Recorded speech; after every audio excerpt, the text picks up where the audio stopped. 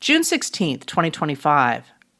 At a news conference today, acting U.S. Attorney for the District of Minnesota, Joseph H. Thompson, who was appointed by President Donald Trump just 2 weeks ago, said that Minnesota suspect Vance Bolter went to the homes of 2 more politicians than the 2 he eventually shot along with their spouses.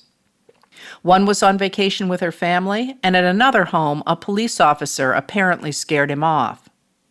Thompson said Bolter had voluminous writings that showed he had been planning the attacks for quite some time.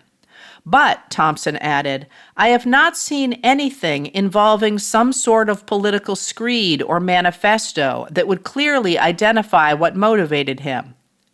Obviously, his primary motive was to go out and murder people. They were all elected officials. They were all Democrats.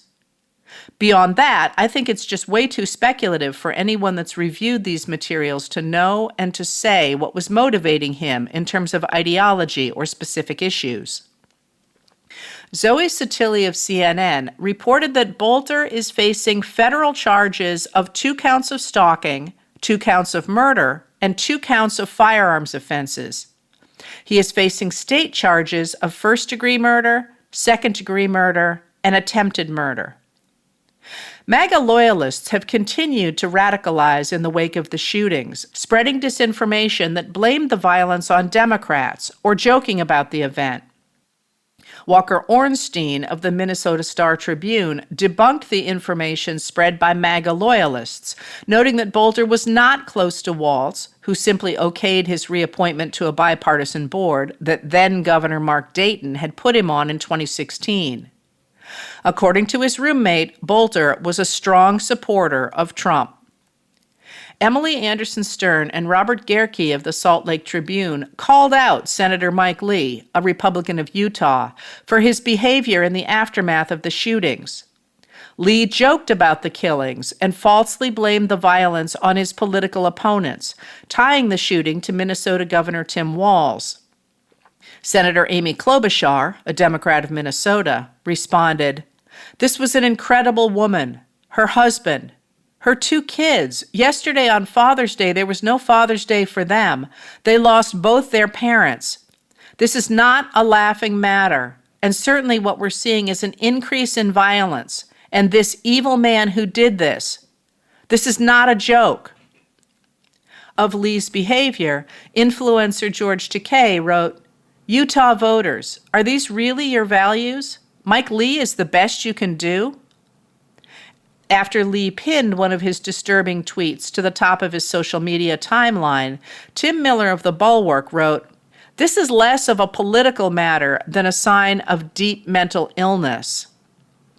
As of this afternoon, Trump had not called Walz, calling him a terrible governor and a grossly incompetent person. Trump drew criticism of his own incompetence today at the meeting of the Group of Seven, or G7, in Kananaskis, Alberta, in Canada.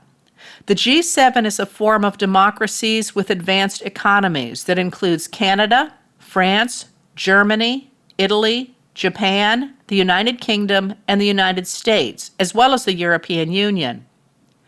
During today's meetings, Trump seemed to think the United Kingdom and the European Union were the same thing. Trump also parroted Russian talking points, telling reporters, "The G7 used to be the G8. Barack Obama and a person named Trudeau didn't want to have Russia in, and I would say that that was a mistake, because I think you wouldn't have a war right now if you had Russia in, and you wouldn't have a war right now if Trump were president 4 years ago." In fact, the members of the G7 kicked Russia out of the forum after Russian President Vladimir Putin invaded Ukraine in 2014. And former Canadian Prime Minister Justin Trudeau didn't take office until 2015. On Friday, Canadian shock jock Dean Blundell reported that Washington insiders and observers from abroad had noticed how rarely Trump appears in public and how often he falls asleep when he does, prompting speculation that he is not physically able to do the work of the presidency. Blundell suggested Trump's team would look for a way to get the president out of the G7 early to avoid exposure. After today's meetings, at which it appears the U.S. was delaying a joint statement in which G7 members called for an end to the conflict between Israel and Iran, Trump posted on social media, "Iran should have signed the deal I told them to sign," although it was Trump who pulled out of the Joint Comprehensive Plan of Action, or JCPOA, the Iran nuclear deal that limited Iran's nuclear program. He continued, "What a shame and waste of human life. Simply stated, Iran cannot have a nuclear weapon. I said it over and over again. Everyone should immediately evacuate Tehran." More than 9 million people live in Tehran, with more than 16 million in the metropolitan area. Then the president's team announced the situation in the Middle East required the president to leave the G7 a day early. 12 minutes after his post about evacuating Tehran, Trump reposted a Newsmax story saying that Trump deserves an A+ for his job performance so far. And less than an hour later, he posted an attack on right-wing personality Tucker Carlson, and then posted, "America first means many great things, including that fact that Iran cannot have a nuclear weapon. Make America great again." Just before midnight, he posted an attack on California Governor Gavin Newsom. It's unclear what Trump's abrupt departure from the G7 indicates for events in the Middle East and U.S. involvement in them. As Brian O'Neill of The Contrarian noted, Trump had said he hoped to negotiate a deal with Iran, and indeed, talks were scheduled for Sunday in Oman when Israel launched its attack on Iran's nuclear facilities on Friday. O'Neill notes that when Israel struck Iran last Friday without U.S. coordination, the Trump administration was left scrambling to respond. Being sidelined in foreign affairs at the same time as the American people turned out in huge numbers to protest his administration, and as his military parade fizzled, shows Trump has less power than he tries to project.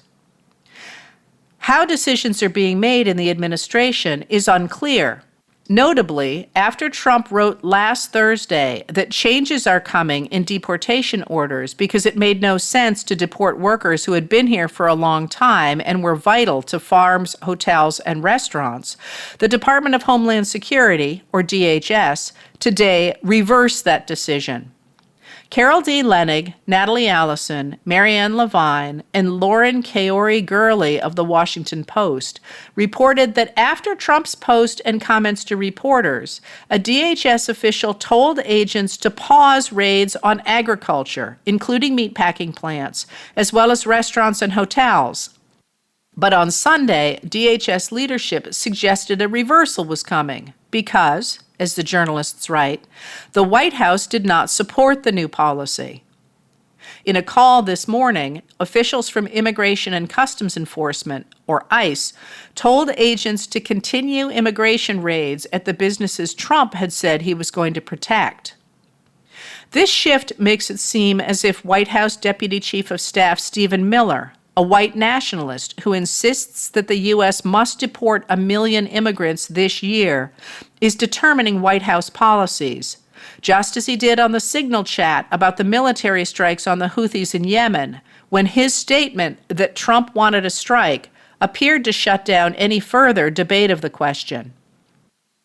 If Trump is leaving the work of the presidency to others, his family is certainly using the prestige of the presidency to make money. In what it says is in honor of the 10th anniversary of Trump's trip down the Trump Tower escalator into presidential politics, the Trump Organization has launched a mobile phone service. As Nikki McCann Ramirez of Rolling Stone explains, the plan is essentially another licensing deal, with a disclaimer specifying that the service simply uses the Trump name after contracting with another provider. The announcement claims that new Made in America gold phones will be available in September. But as David Pierce of The Verge notes, the photoshopped image of the phone and the wonky specs on it, as well as the impossible promise to make them in America within 3 months, mean the phone looks both bad and impossible. The phone, too, is simply branded with the Trump name, the family business will not design or manufacture it.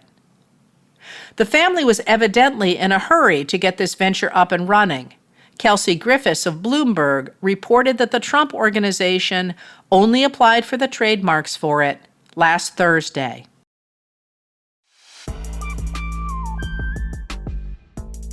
Letters from an American was written and read by Heather Cox Richardson. It was produced at Soundscape Productions, Dedham, Massachusetts. Recorded with music composed by Michael Moss.